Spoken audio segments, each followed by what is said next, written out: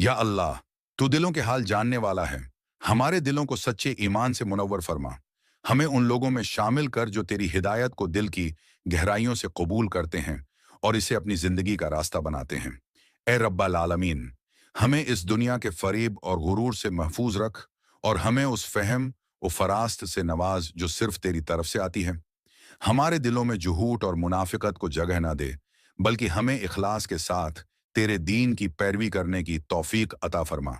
या रब, अगर हम लाशूरी में हक से दूर हैं तो हमें इसका शूर अता कर और हमारी अक्लों को सही रास्ते की तरफ मोड़ दे।